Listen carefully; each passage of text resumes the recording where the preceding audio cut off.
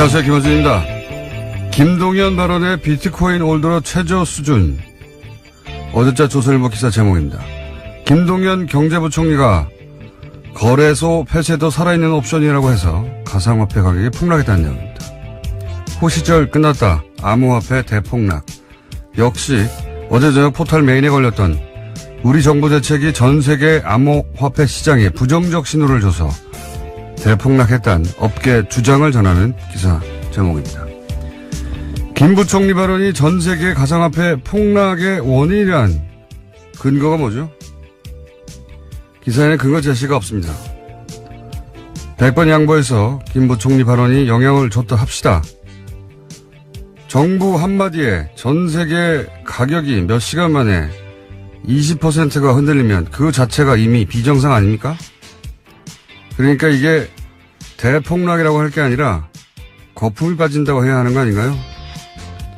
그리고 실명제 한다고 신규 가입자가 늘지 않았다면 실명제 탓에 신규 가입 안 된다고 보도할 게 아니라 실명제 덕에 투기 광풍이 진정된다고 해야 하는 거 아닙니까? 현재 한국 시장이 비정상이라는 걸 전제하지 않는 비트코인 관련 기사는 모두 정부 탓이라고 부추기는 정치적 의도를 가진 것이거나 아니면 기자 자신이 코인을 투자하고 있거나 둘 중 하나 아닙니까? 김원준 생각이었습니다.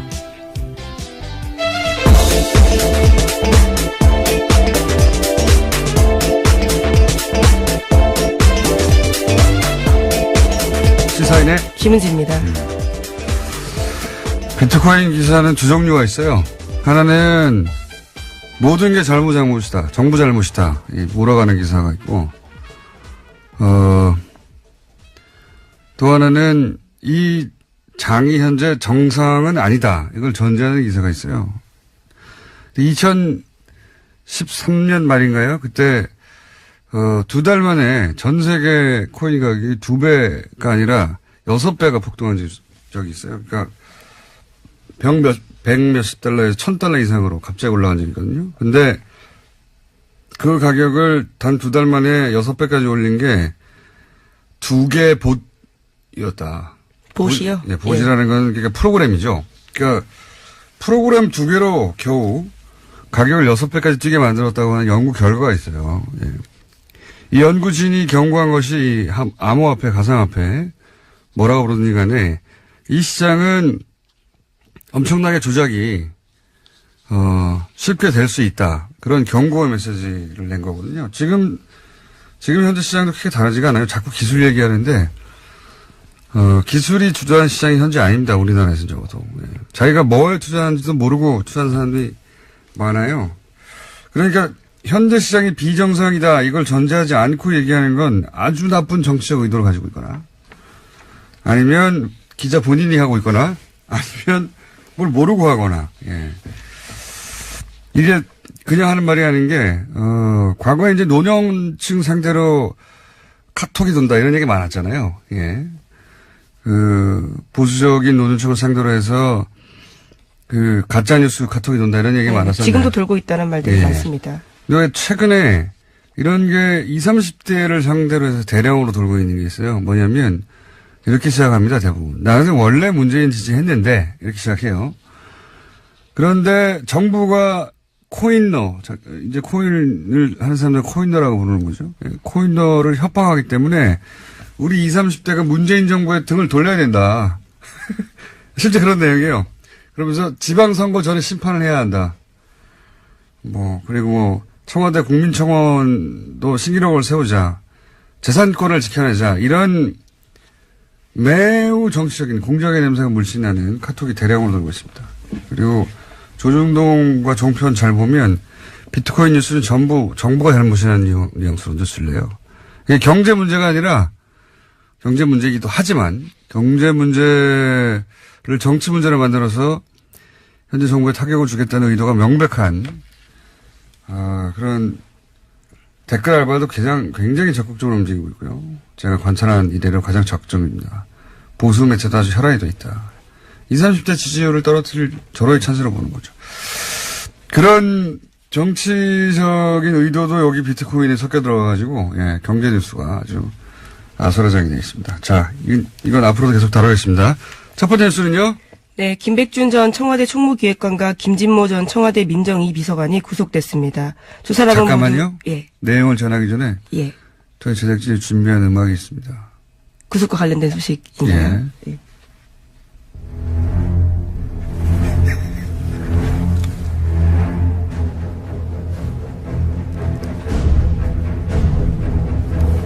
네. 조수의 예, 무언가 다가온다라는 느낌을 주는 음악이네요. 바로 그거예요. 예. 다가오고 있어요? 머지않았어요. 예. 네, 주어가 없습니다. 김백준 전 총무기획관은 여러 차례 얘기했지만, 단순한 측근이 아닙니다. 예. 지갑을 지킨다고 하는 사람이었죠. 구속이 됐습니다. 네, 이명박 정부 시절에 국가정보원 특수활동비 받았다라는 혐의로 구속영장이 나온 건데요. 각각의 구속영장 발부 사유는 이렇습니다. 김백준 전 기획관은 죄를 범했다고 의심할 만한 상당한 이유가 있고 증거인멸의 염려가 있다라는 거고요. 또 김진모 전 비서관은 업무상 횡령 부분에 관한 혐의가 소명이 있고 증거인멸의 염려가 있다라고 합니다. 요사는 저희가 이제 영장 해설 전담 이정열 전 판사와 얘기 나눠보겠는데, 돈을 준 당사자가 줬다고 하고, 또, 국정원, 직원이죠. 예, 그리고 그 국정원의 수장이 또 돈 준 거를 인정했고, 네. 나아가서 그 돈을 준 당사자가 이제 대통령을 독대했다는 거 아닙니까? 예, 독대해서, 이렇게 국정원 돈을, 갖다 쓰는 건 나중에 문제가 될 수 있다. 걱정이 돼서 얘기한 거죠. 예. 네, 심지어 오늘 아침 동아일보를 보면요. 김진모 전 비서관은 자신이 영장실질심사에서 돈 받았다라는 사실을 일부 시인했다라고 합니다. 받은 사람도 받았다고 하고, 일부. 네. 김백준 전 기획관만 부인하고 예, 있습니다. 본인만 부인하고 있죠. 게다가 이제 돈 준 당사자가 대통령 독대했다는 걸 당시 유익 대통령 실장이 또 인정을 했어요. 네, 그렇죠. 만난 사람도 인정했습니다. 국정원 기조실장인데요. 그 자리에서 대통령이 국정원 돈이 청와대에 전달되면 문제가 있다는 취지로 이야기를 해서 당시 사실들을 알았다라고 진술하고 있습니다. 그럼 얘기 끝난 거거든요. 대통령도 알았고 이게 다 끝난 건데, 이명박 전 대통령 연구가로서 제가, 예, 오랜 세월 연구가로서, 이런 의혹에 대해서 이명박 전 대통령의 대응 방식은 그게 어떤 의혹이든 항상 똑같습니다. 무조건 부인이에요. 무조건 부인. 평생 어떤 사안에 대해서도 항상 이렇게 대응했습니다.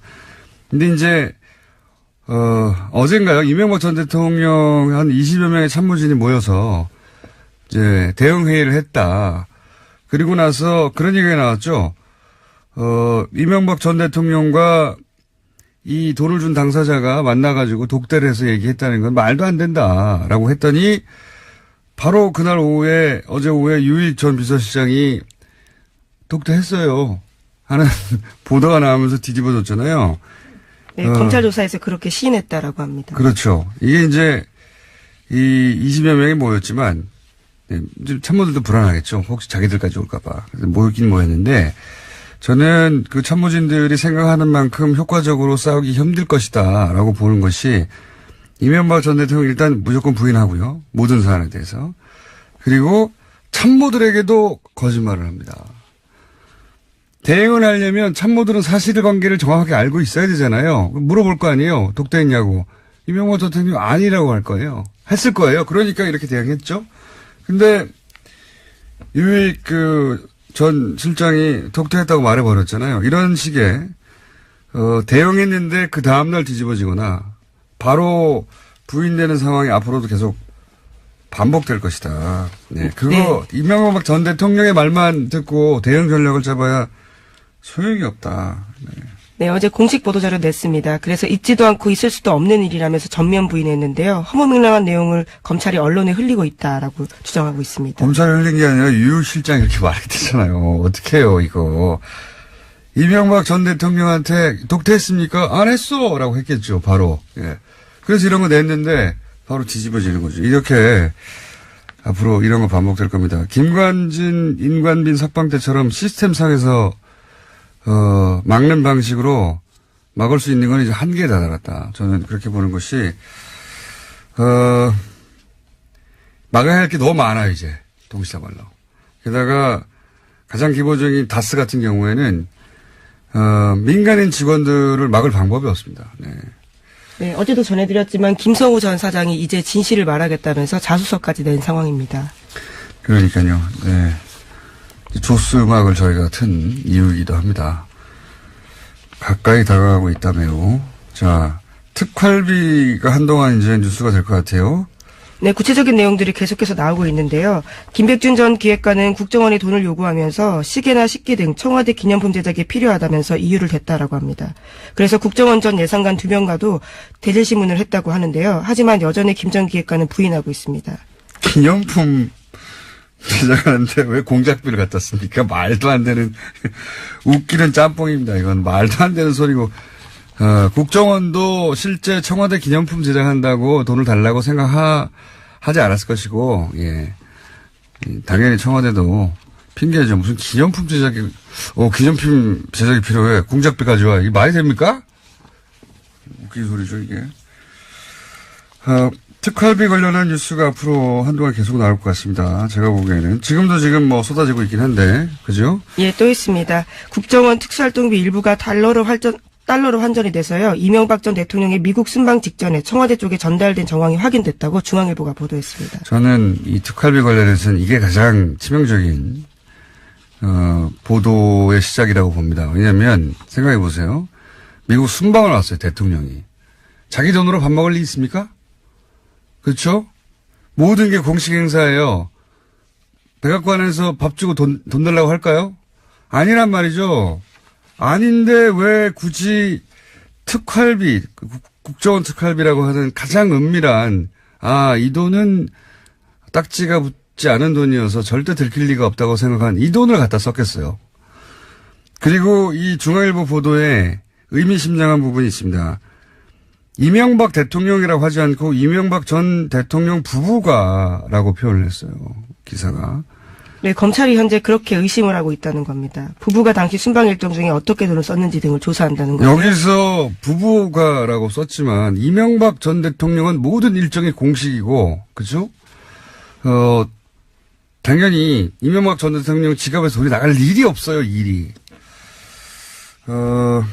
저는 이 기사가 의미하는 바가 예를 들어 김용 여사에게 그 일부가 전달된 것으로 혹은 일부라도 사용된 것으로 드러나면 지금까지하고는 전혀 다른 국면으로 이 사안이 전개될 수도 있다라고 생각이 되는 것이 박근혜 전 대통령이 특활비를 가지고 주사 맞고 뭐 자기 집에 보일러 비용 내고 하는 게 도저히 용납될 수 없는 어떤 선을 넘어가는 거잖아요.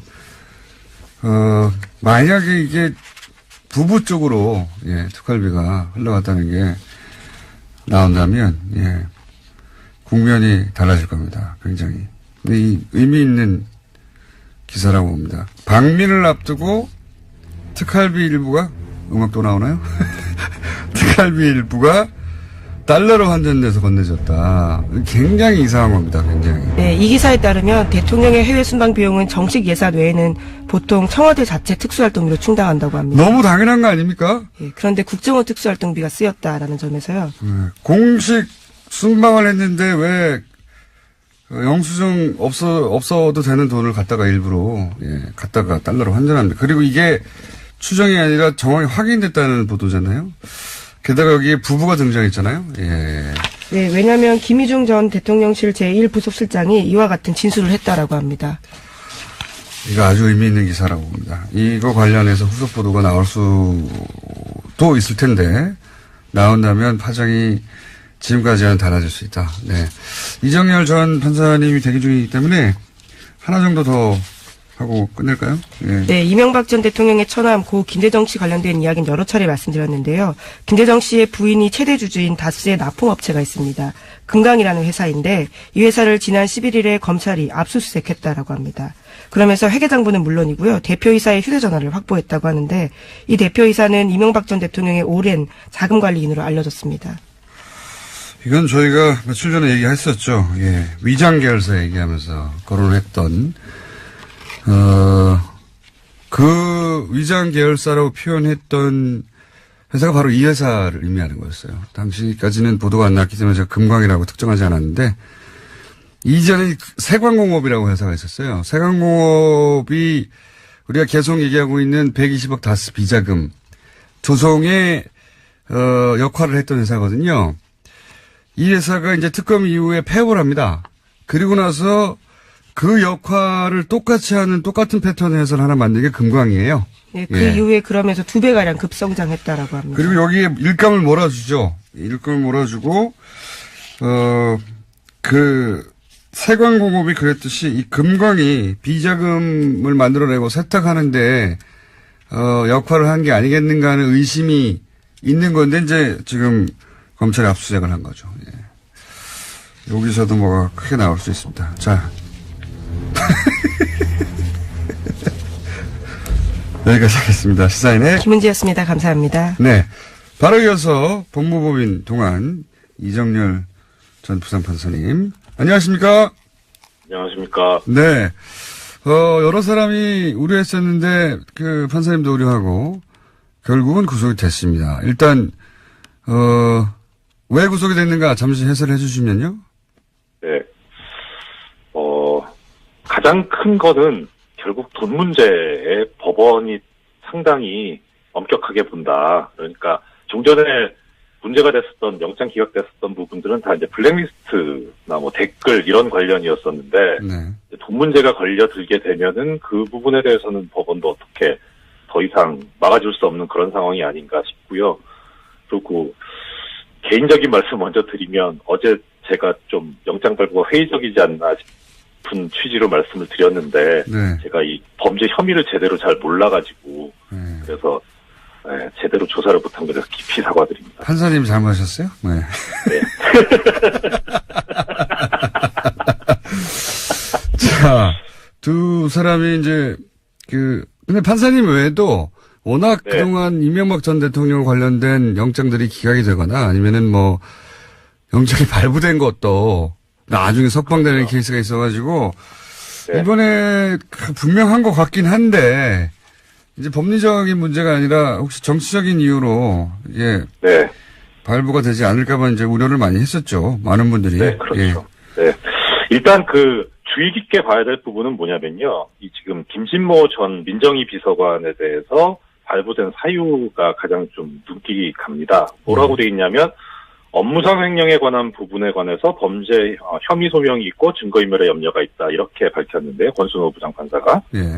근데 이제 지금 김진모 전 비서관 같은 경우에 받은 혐의가 뇌물 외에도 이제 업무상 횡령이 있었던 거죠. 예. 그러니까 여기서 이제 업무상 횡령이라고 아예 명시를 했어요. 그래서 뇌물 부분은 좀 영장전담들 보기에도 약간 좀 이상하다고 본 거 아닌가 싶긴 한데, 뭐 그건 차치하고, 그래서 이 업무상 횡령 부분이 가장 중요했다라는 거거든요. 그리고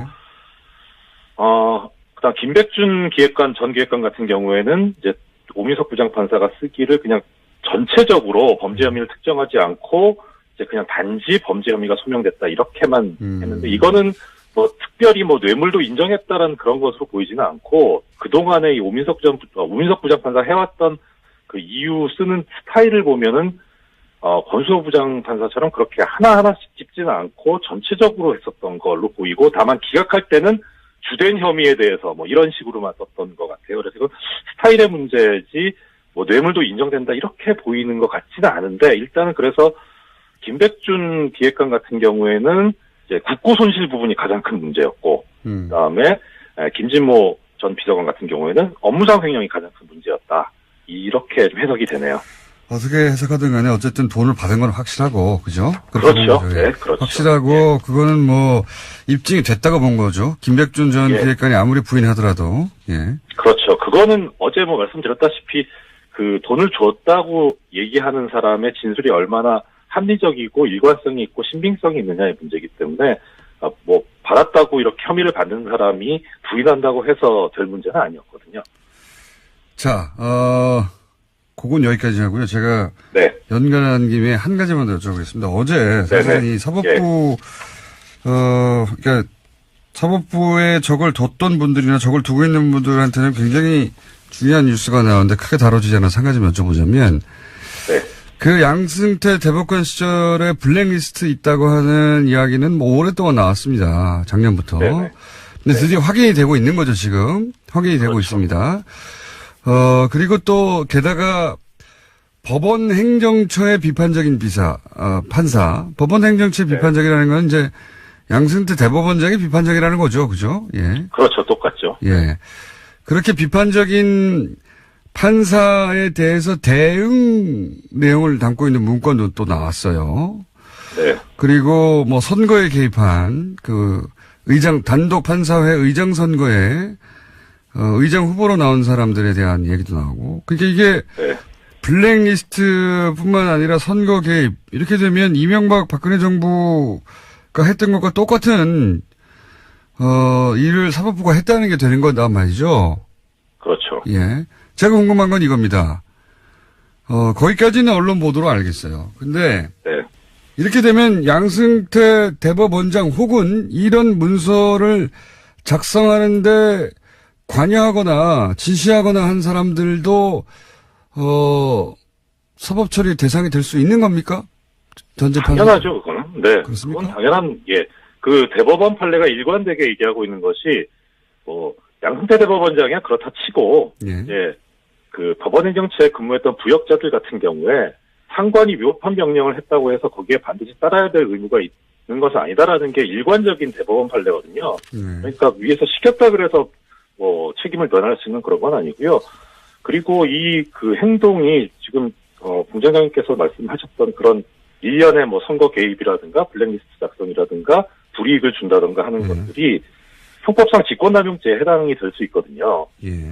직권을 남용해가지고 권리 행사를 방해한 경우에 이제 5년 이하의 징역, 10년 이하 자격정지, 1,000만 원 이하 벌금 이렇게 규정이 되어 있는데 더 하나 이제 그러니까 사법처리 대상은 너무 당연한 거고요. 또 하나 관심이 가는 게 오늘장과 중앙일보 일면에 났다고 얘기가 전해지고 있는데 판사들이 지금 예년에 비해서 80명 정도 사표를 내겠다고 이제 2배 정도가 더 내겠다고 이렇게 보도가 나온 게 있더라고요. 예.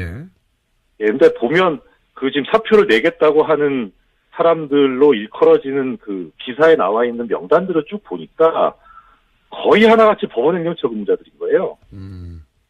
그래서 이게 지금 중앙일보는 거기에 대해서 김명수 체제에 대한 반감이다 이렇게 해석을 했는데 제가 보기에는 이 김명수 체제에 대한 반감보다는 이 사람들이 지금 공장장님 말씀하신 대로 이런 행위를 한 것들이 직권남용죄에 해당할 수 있고 당연히 또 징계사유에 해당하거든요. 예. 이러면은 이 블랙리스트 관련 조사가 정말 본격화되고 수면 위로 완전히 떠오르게 되면 이 사람들도 처벌을 면할 수 없기 때문에 이 경우에는 변호사 등록 거부사입니다.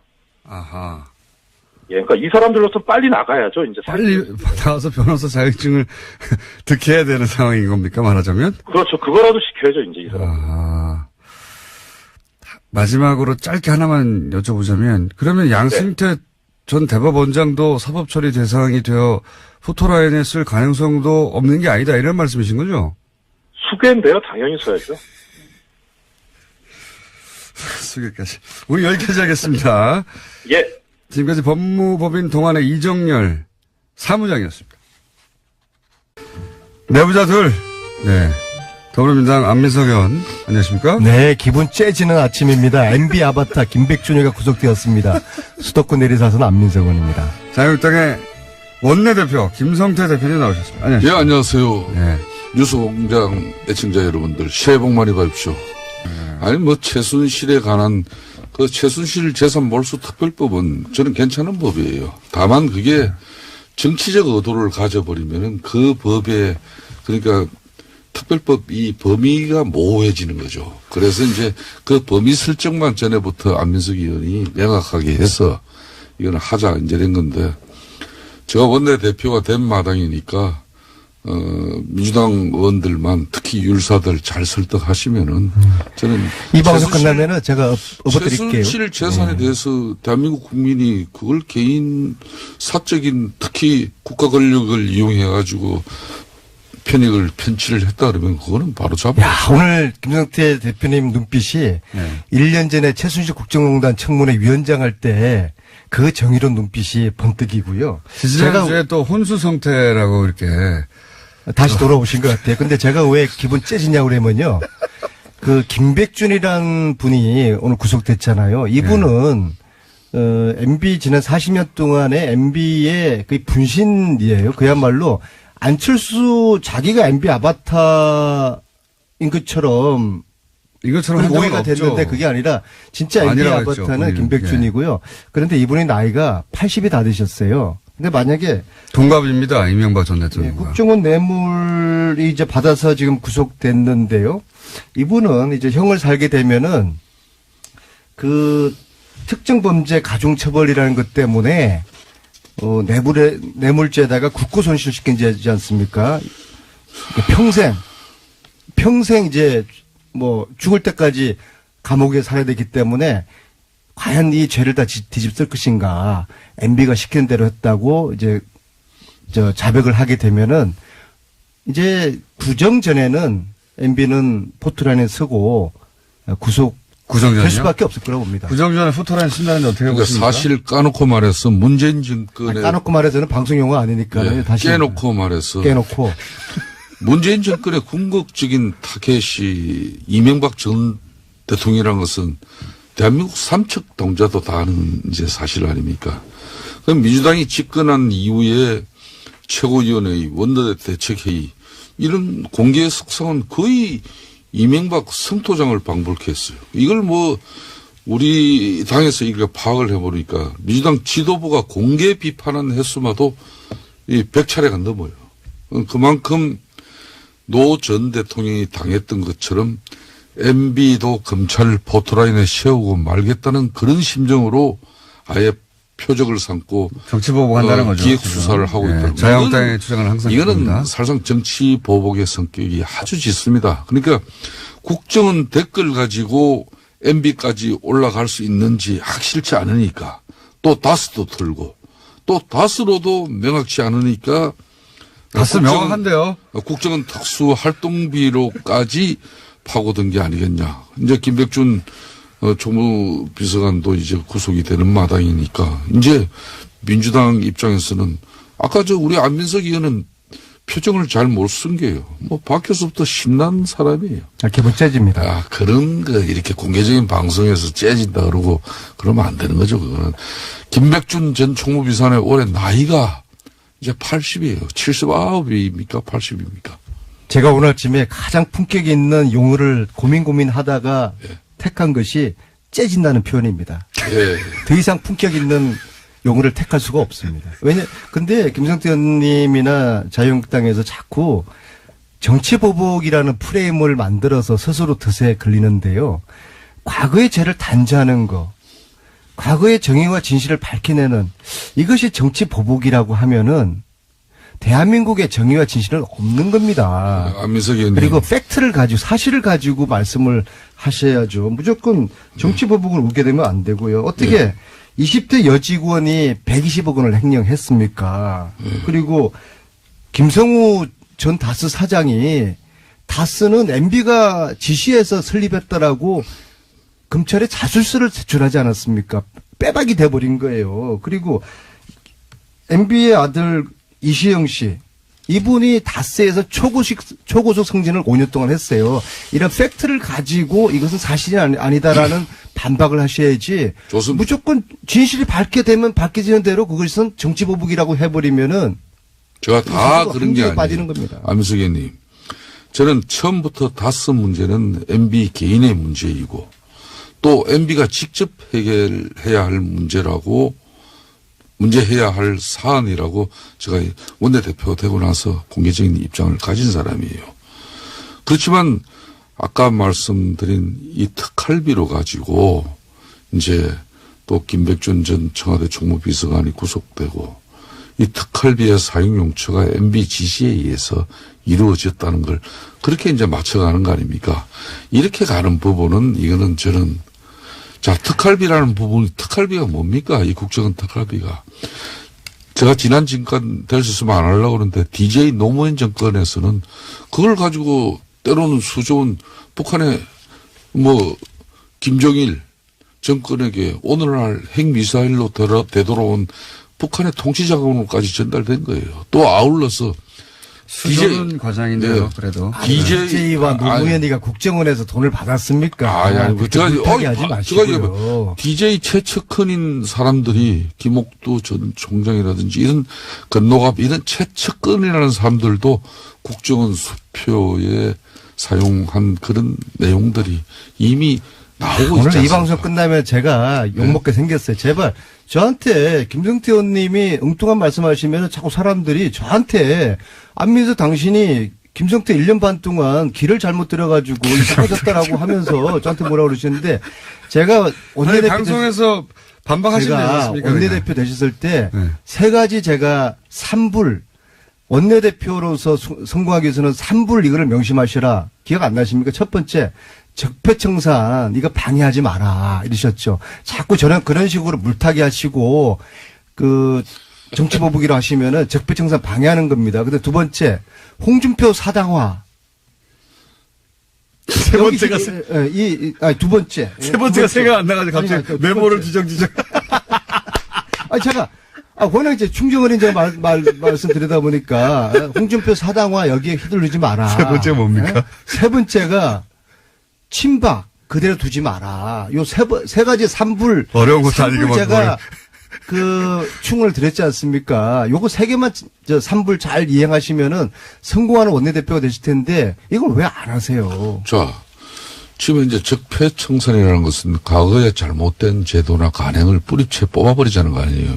그거 저희들 방해하지 않습니다. 제도뿐만 아니라 인적 다만 해야죠. 이런 부분이 정치보복, 정책보복, 인사보복으로 그런 명분을 축적하고 명분을 가져가기 위한 수단으로 적폐청산이나 이런 간판이 내걸어졌다면 그거는 잘못됐다는 거예요. 또 그리고 적폐청산이라는 게 어떻게 희한하게 박근혜 정권과 문재인 이명박 정권에만 적폐가 있고 어떻게 노무현 DJ 정권에는 적폐가 하나도 없었습니까? 참 그 묘한 일이에요. 제가 드리는 말씀은 저희 자유한국당 같은 경우도 아직도 제1야당이 됐는데 국민적 신뢰와 지지를 회복하지 못하고 있지 않습니까? 그게 뭐 때문에 그렇습니까? 바로 최순실 국정농단의 그 분노가 아직까지 사그러들지 않고 있다는 거예요. 즉 그 말은 우리도 한번 그래서 3불을 이거를 안 지키겠다는 말씀이 제 말씀을 제 충고를 무시하겠다는 말씀이세요? 아니 그렇게 몰고 가지 마시고 저 이야기도 좀 들어보세요. 제가 드리는 말씀은 잘못된 제도 간행 뿌리 뽑자 이거예요. 그렇지만은 이걸 특정 정권에 사람은 봐주고 사람은 죄 지은 사람은 봐주고 제가 한 말씀만 드릴게요. 안민석 의원님. 네. 그러면은 건양숙 여사 일가의 그저 부정비리 의혹 640만 불. 이 수사는 왜 안 합니까? 참 시끄러운 저 말씀들 하시는데 말이에요. 그러니까 제가 하는 이야기는 나올 때가 됐다는 문자가 좀 전에 5분 전에 왔어요. 평생을 좀 갖추라는 이야기고 저희들 봐요. 저희들 이 보수정당 자유한국당 다 힘들다가 어렵지만은 최순실 국정농단 분노 국민 분노 수용했잖아요. 잘못한 거. 그러니까 박근혜 대통령 탄핵까지 당한 거 아닙니까? 그렇듯이 과거에 잘못된 그런 간행이나 뿌리를 뽑는 데 있어서는 절대. 그럼 MB는 봐줘요? 아이, 봐주지 말라니까요. 그래요. 이게 과거에 잘못된 거 있으면은. 네. 그러면 그 일을 같이 하자고요. DJ 노무현 정권 때도 우리 잘못된 것도 상관없이 안민석 이런 거 있다. 네. 이런 것도 잘못됐지만은 MB는 지금 살아있는 사람이니까 어쩔 수 없다. 이 사람은 처벌받아야 이게 맞는 거지. 과거의 거는 하나도 손대지 않고 그냥 MB 살아있으니까 박근혜는 깜빵 가 있고 이제 MB는 살아있는 유일한 사람이니까 이 사람 처벌한다 이건데 과거에도 이러이러한 잘못이 있었는데 MB 박근혜 때도 이런 게 있었다. 그러니까 처벌받아야 된다. 이렇게 가면 국민들이 이해가 빠르지 않겠어요? MB가 그 다스를 만들라고 지시했다. 김성우 전 사장의 그런 진술에 대해 가지고는 이게 깜짝 놀랄 만한 일 아닙니까? 좋아요. 수용합니다. 안민석 의원님. 그러니까 이제는 대한민국 역사 이전에 원내대표께서 MB 스스로가 이제 진실을 밝혀라. 네. 그리고 떳떳하게 수사 받아라. 그렇게 하시는 것이 이건 여야의 문제가 아니고 진보 보수의 문제가 아니라 과거 진실을 밝히는 문제잖아요. 어떻게 대통령이 나라 지키려고 국민들의 세금 낸 국정원으로부터 그 뇌물을 받아요. 그러니까 안민석 의원님. 여기까지 경악할 하고요. 노릇이죠. 대한민국 이전에 또 대한민국의 역사는 2조 500년이 있었습니다. 2조 500년이 그 어렵고 위기 때마다 왜 문제가 발생했습니까? 4초 논란이었습니다.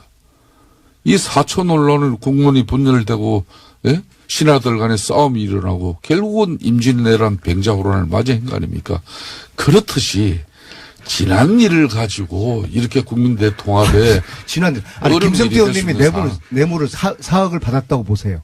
그 왜 또 남의 이름을 갖다가 말이에요. 그건 있을 수가 없는 게 아니에요. 안민석 의원이 그럼 5억 받았다고 쳐봅시다. 그럼 그렇게 이야기해봐요. 우리는 형을 10년 이상을 받아야 돼요. 예. 그죠? 1억 이상 뇌물을 받으면은 그렇습니다. 이것은 청와대에 있던 MB의 아바타 김백준 씨가 다른 것도 아닌 국정원으로부터 뇌물을 4억 원을 받았어요. 근데 이것이 김백준 본인이 했었겠습니까? MB가 몰랐겠습니까? MB한테 보고를 하지 않았겠습니까? MB랑 다 알고 있었던 거예요. 그러면 당연히 이거는 MB가 이제 진실을 말하고 MB가 수사를 받고 유해인 건도 한번 알겠습니다. 요 얘기는 져야죠. 충분히 지금 10몇 분 동안 했으니까 유해인 건도 한번 정리하고 가셔야죠. 예, 유해의 건은 예. 결론만 말씀드리면은 예. 국가 신뢰와 또 애교 문제, 결론 마지막은 이제 국익적인 문제로 연결될 수밖에 없는 사안이기 때문에 저는 이 문재인 정권, 특히 임종석 실장을 비롯한 청와대 참모진들이 국내적으로는 그래도 대한민국 국민들이 때로는 이해하고 때로는 역사와 문화 이가 함께 왔기 때문에 우리들 문제로서 다 치부될 수가 있습니다. 그렇지만 국제사회에서는 한번 신뢰를 저버리는 그런 행위를 하면은 중동 국가들 전체가 중동 외교에 큰 위기를 맞이할 정도로 대한민국이 힘들어질 수 있는 거예요. 그렇기 때문에 앞으로 저는 정말 문재인 정부와 임종석 실장 특히 이런 애교 문제가 야기될 수 있는 그런 사안에 대해서는 정말 신중에 신중을 기해 줬으면 하는 그런 바람. 그럼 유엔에 그대로 넘어가고요. 제가 뭐 유엔이 더 이야기해 보세요. 왜 넘어갑니까? 한희성 제가 질문을 한 가지 꼭 할 게 있습니다. 예, 해보십시오. 왜 넘어가십니까? 자유한국당이 한마디는 하고 가셔야죠. 자유한국당이 예. 아무리 철새 도래지라 할지라도 남경필 지사는 지난 1년 동안에 얼마나 자유한국당에 대해서 침을 뱉었고 홍준표 대표하고 각을 세웠는데 아무리 철새 도래지로 각광받는다 할지라도 어떻게 남경필 같은 분을 이렇게 또 철새로 받아들입니까? 그 이야기 이전에 그 답변 제가 해드릴 건데 유해 이야기 했었으니까 네. 임종석 실장이 제1야당 원내대표실을 찾은 것은 정말 이게 참 오랜만에 있은 일입니다. 그냥 봐주신 거예요? 그러니까 아니, 정부를? 결론은 자유한국당에서 그래 그렇게 찾아주니까 이 정도로 해줄게 하고 봐주신 거예요? 저는 임종석 실장을 봐주고 안 봐주고 할 문제가 아니에요. 네. 아까도 말씀드린 지금 이 시간에도 하면 할수록 더 많은 손해가 되니까 더 이상 안 하신 거 아닙니까? 대한민국을 위해서 많이 해외 건설 현장이든 수주 현장에서 비즈니스를 벌리고 있는 그 많은 국가의 일꾼들이 정부가 애교 한번 잘못해가지고 그 많은 기업들이 어려움을 겪은 것, 이 팩트예요. 사실입니다. 그러니까 임종석 실장이 저하고 이야기했어도 자기가 12월 9일 날 작년 유해의 왕세자를 만나기 전과 만난 이후의 상황은 현재 진출해 있는 모기업으로부터 확인까지 해봐라. 그럴 정도로 힘들었던 상황입니다. 이제는 이걸 수습해 나가는 과정이에요. 그래서 문재인 정부가 이걸 수습해 나가는데 너들 잘못해놓고 지금 이제 그렇게 수습하고 그게 군사협력 안보 문제 그게 하나였냐. 제가 더 이상 진행시키지 않는 그렇죠. 부분. 저 말씀 그러니까 속에 봐주시는 거 아닙니까? 그러니까 제가 이제 김성태 정부를. 의원님 속을 안민석 의원 제가 같으면 국익 생각 안 했을 겁니다. 끝까지 갔습니다. 아, 국익을 생각해가지고 정부를 제가 봐주신 김성태 의원님 속을 제가 한 봐주신 거라고, 돌백 번을 지금. 왔다 갔다 한 사람인데요. 네. 이 유해 문제를 김성태 의원님은 이거 빨리 빠져나오고 싶어 하시는 거예요. 지금도 계속 수습이라든지 뭐 여기까지만 하자 이렇게 표현 쓰시잖아요. 국익이 그래서 아니라, 예. 제가 요건 봐드릴게요. 유해 문제는 이렇게 넘어가고요. 자, 남경필 왜 그 봐주려고요? 지사를 다시 철새 도래지로 받아들인 거에 대해서 아니, 왜 봐주려고 하는 내가 겁니까? 이야기해 드릴게요. 예. 안민석 의원도 네. 이번 UA 특사 의혹은 우리는 대한민국 국민들과 이 정부가 두 가지의 큰 교훈을 가졌습니다. 국내 탈원전 정책이 해외에서는 어떻게 돌아가는지 그걸 분명히 느꼈을 것이고요. 두 번째는 국가 간 신뢰를 위해서는 이 정부 간의 연속성이 얼마나 중요하다는 걸 그걸 임 실장과 내가 1시간 반 넘게 둘이서 회동한 이후에 바로 이 합의 내용을 발표했다는 사실. 그러니까 서로 자, 피차 간에 이건 폭탄이다 그렇게 인식을 자, 한거 요 아닙니까? 정도 하고요. 네. 좋아요. 왜요? 남경필 왜 피차 폭탄이죠? 지사. 요번 저 다음에 나오면은 이야기를 마무리 짓죠. 다음은 이미 앞으로 한 달 있다가 나올 텐데. 남경필 지사 문제 말씀. 왜 폭탄이죠? 아니 홍준표 대표가 이거를 수용했어요? 예. 이거는 자유한국당이 불리하니까 관둔 거 아닙니까? 그냥 유리했으면 계속 했겠죠. 괜찮습니까? 그러니까 뭐 우리 아, 김어준 오늘 오랜만에 김성태 대표 나오셨는데 좀 봐주고 아니, 넘어가자고요. 왜 봐줘요? 아니 김어준 공장장 예. 내일이라도 예. 청와대 임종석 실장과 예. 저를 여기 앉히세요. 더 깊은 이야기 듣고 싶어요. 임 실장은 바빠요. 이 문제 가지고 예. 그 임 실장이 나올 만큼 이렇게 한가하지 않아요. 아유, 그러니까. 바빠도 이 문제는 또 나와서 국민적 의혹을 해소할 그러니까 남경필 필요가 있을 부분이 있으면 지사는 풀어야죠. 지방선거에서 바른정당으로 나가면은 도저히 안 될 것 같으니까 뭐 철새 욕을 먹고서라도 한국당으로 지금 간 거 아닙니까? 자, 아닙니까? 이재명 시장이 말이에요. 네이버로부터 이재명 시장이 왜 나와요? 성남시가 또 나왔다, 이거. 공익법인 재단으로 만든 이 희망살림이라는 이 단체가 있습니다. 이 단체는 아니, 지난번에 한 30번 서너 번 하셨어요. 서너 번 30번 하셨어요. 하셨으니까 오늘은 이 얘기 하시죠. 바른정당과 국민의당 통합됩니까? 지금 1분밖에 안 남았어요. 저는 통합이 되긴 되더라도 상당히 애초 계획했던 그 모양새가 아니기 때문에 정치적으로는 상당한 어려움이 있을 거라고 봅니다. 이제 자유한국당이 이제 일당이 될 가능성이 많아요. 왜냐하면 지금 남아있는 바른정당 9분 중에서도 거의 다 지금 짐쌀 지금 준비를. 거의 다는 말이 안 되죠. 아니, 저는 결국에는 네. 유승민 홀로당이 될 거라고 보고요. 그렇지는 않을 거라고. 그러면은 몇 명 더 통합의 올수 있습니까? 동력이 상당히 떨어질 수밖에 없을 겁니다. 하면서 대표님. 정확하게 얘기합니다. 몇 명 더 올 수 있습니까? 바른 지금- 자유한국당 입장에서 보자면 몇 명 아니 더 뭐 저희 당이 사람 빼오는 정당입니까? 많이 빼왔잖아요. 자발적인 입장으로 이렇게 오시는 분들 이렇게 저희들이 거부하지 않는다. 왜냐면 그러니까 몇 분 정도 자발적으로 더 올 것 같습니까? 보시기에 그거는 저는 모릅니다. 1년 전에 1월 14일 한 명 이상인가요? 그건 제가 알 수가 없어요. 아니요. 아실 것 같아요. 작년에 1월 24일 날 네. 바른정당이 창당했을 때 제가 이렇게 하겠습니다. 저거는 위장이혼이다. 네.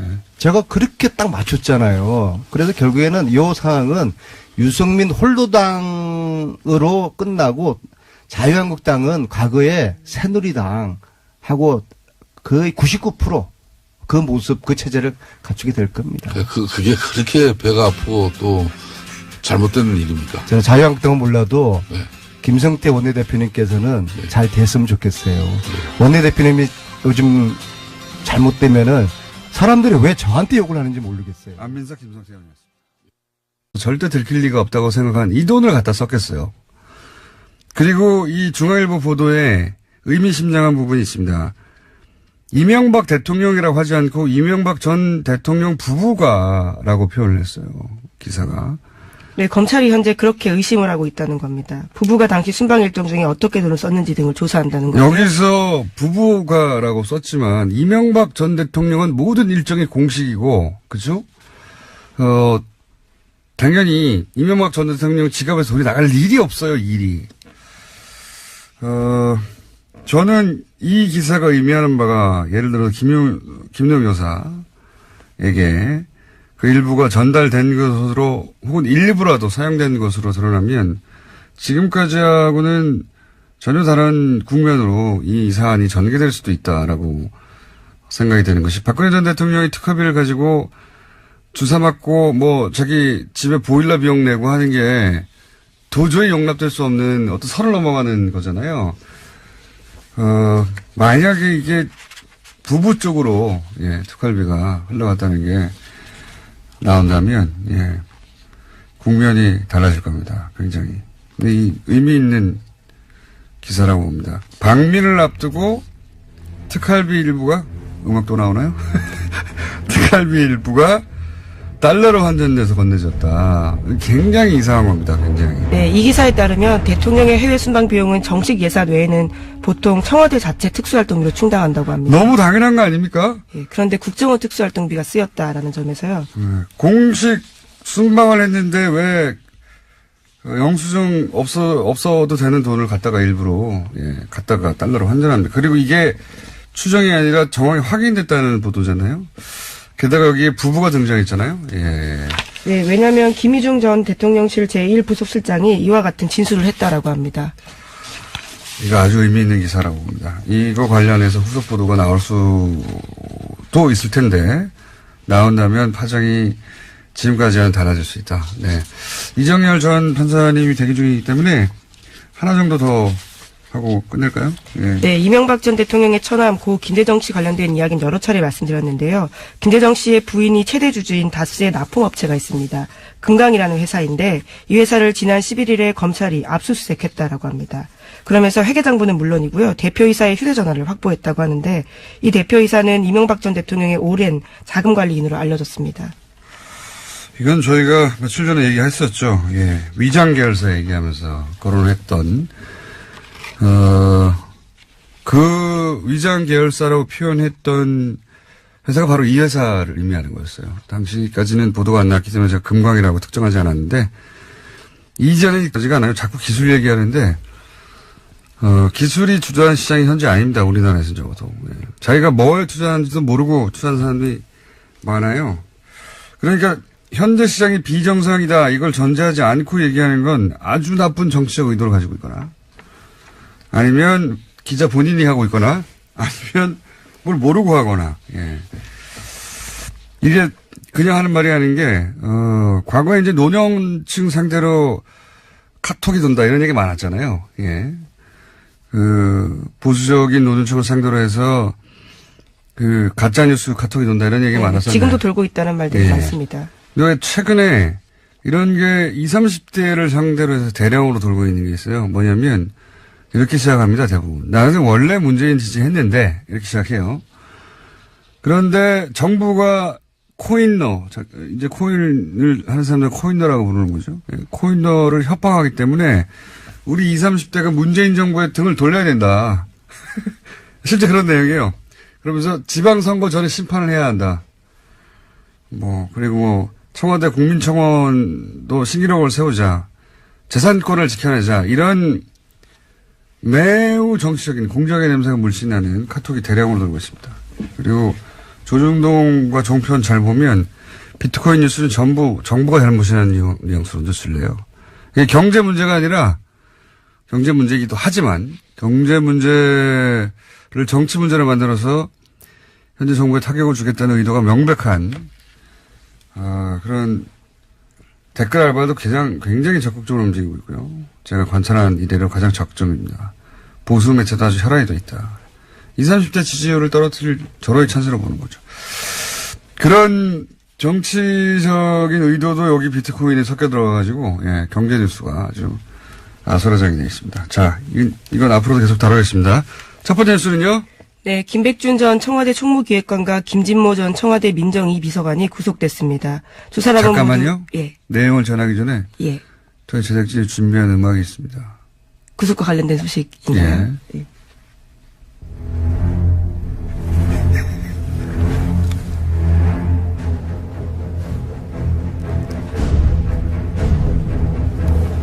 네. 조수의 예, 무언가 다가온다라는 느낌을 주는 음악이네요. 바로 그거예요. 예.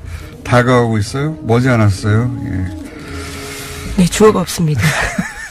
김백준 전 총무기획관은 여러 차례 얘기했지만 단순한 측근이 아닙니다. 예. 지갑을 지킨다고 하는 사람이었죠.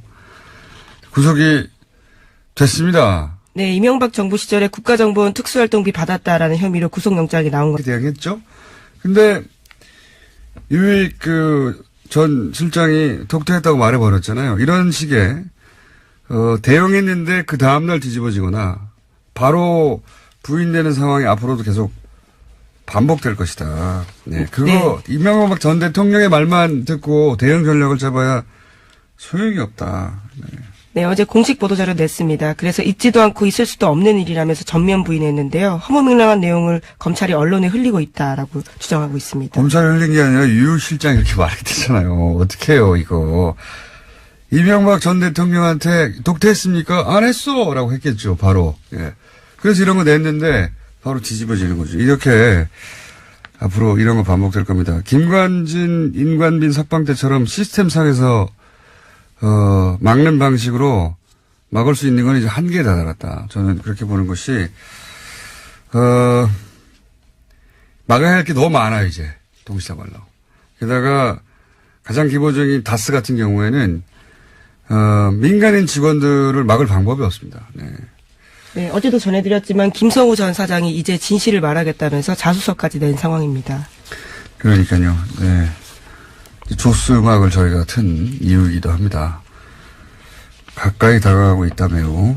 자, 특활비가 한동안 이제 뉴스가 될 것 같아요. 네, 구체적인 내용들이 계속해서 나오고 있는데요. 김백준 전 기획관은 국정원에 돈을 요구하면서 시계나 식기 등 청와대 기념품 제작에 필요하다면서 이유를 댔다라고 합니다. 그래서 국정원 전 예산관 2명과도 대질신문을 했다고 하는데요. 하지만 여전히 김 전 기획관은 부인하고 있습니다. 기념품 제작하는데 왜 공작비를 갖다 씁니까? 말도 안 되는 웃기는 짬뽕입니다. 이건 말도 안 되는 소리고. 국정원도 실제 청와대 기념품 제작한다고 돈을 달라고 하지 않았을 것이고, 예. 당연히 청와대도 핑계죠. 무슨 기념품 기념품 제작이 필요해. 공작비 가져와. 이게 말이 됩니까? 웃긴 소리죠, 이게. 특활비 관련한 뉴스가 앞으로 한동안 계속 나올 것 같습니다. 제가 보기에는. 지금도 쏟아지고 있긴 한데, 그죠? 예, 또 있습니다. 국정원 특수활동비 일부가 달러로 환전이 돼서요. 이명박 전 대통령의 미국 순방 직전에 청와대 쪽에 전달된 정황이 확인됐다고 중앙일보가 보도했습니다. 저는 이 특활비 관련해서는 이게 가장 치명적인 보도의 시작이라고 봅니다. 왜냐하면 생각해 보세요. 미국 순방을 왔어요. 대통령이. 자기 돈으로 밥 먹을 리 있습니까? 그렇죠? 모든 게 공식 행사예요. 백악관에서 밥 주고 돈 달라고 할까요? 아니란 말이죠. 아닌데 왜 굳이 특활비, 국정원 특활비라고 하는 가장 은밀한, 이 돈은 딱지가 붙지 않은 돈이어서. 안녕하세요, 김원준입니다. 김동연 발언의 비트코인 올드로 최저 수준. 어제자 조선일보 기사 제목입니다.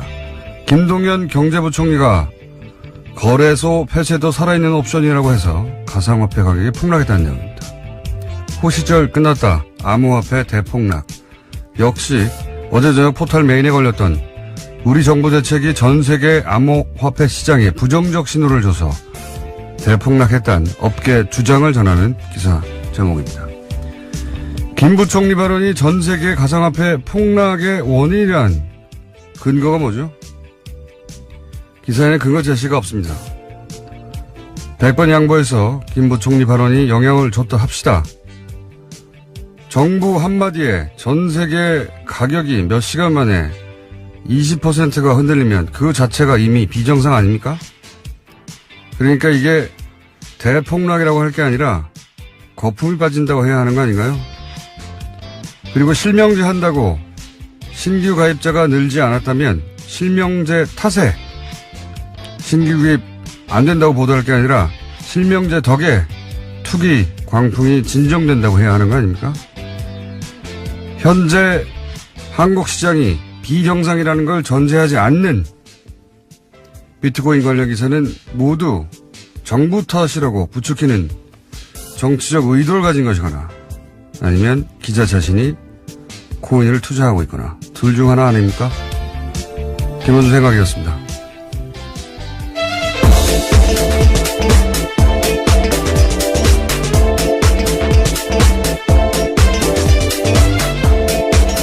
시사인의 김은지입니다. 비트코인 기사는 두 종류가 있어요. 하나는 모든 게 잘못이다. 정부 잘못이다. 몰아가는 기사가 있고, 또 하나는 이 장이 현재 정상은 아니다. 이걸 전제하는 기사가 있어요.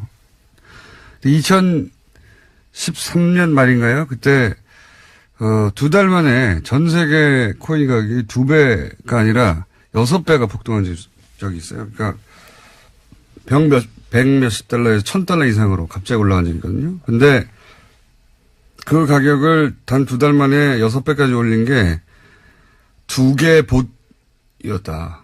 봇이요? 네, 봇이라는 건 그러니까 프로그램이죠.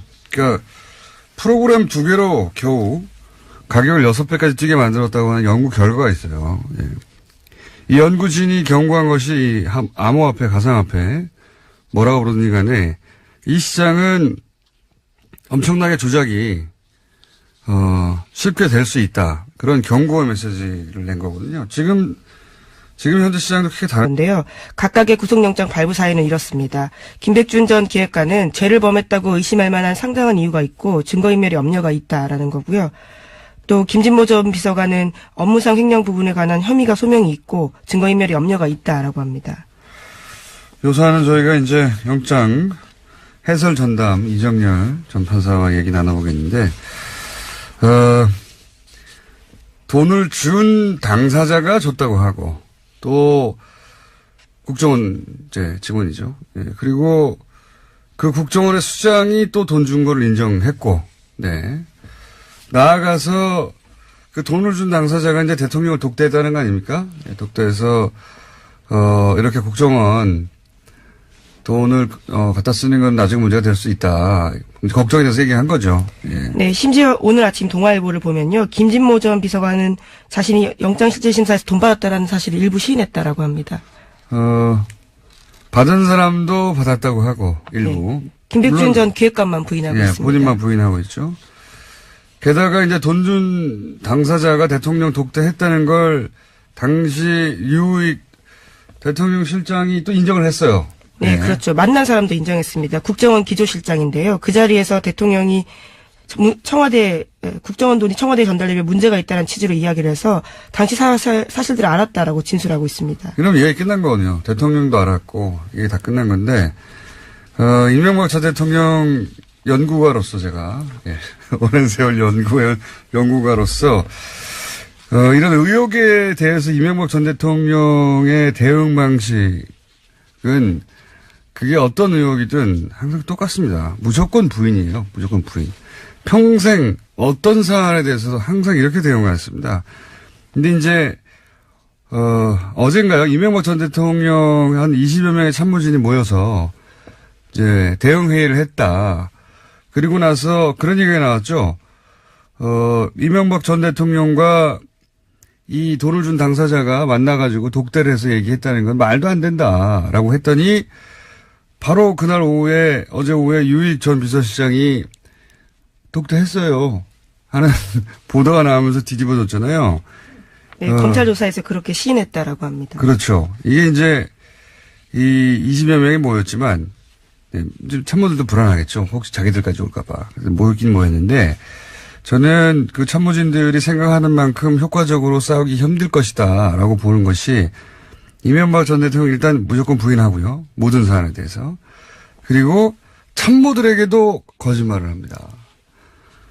대응을 하려면 참모들은 사실관계를 정확하게 알고 있어야 되잖아요. 물어볼 거 아니에요. 독대했냐고. 이명박 전 대통령 아니라고 할 거예요. 했을 거예요. 그러니까 이렇게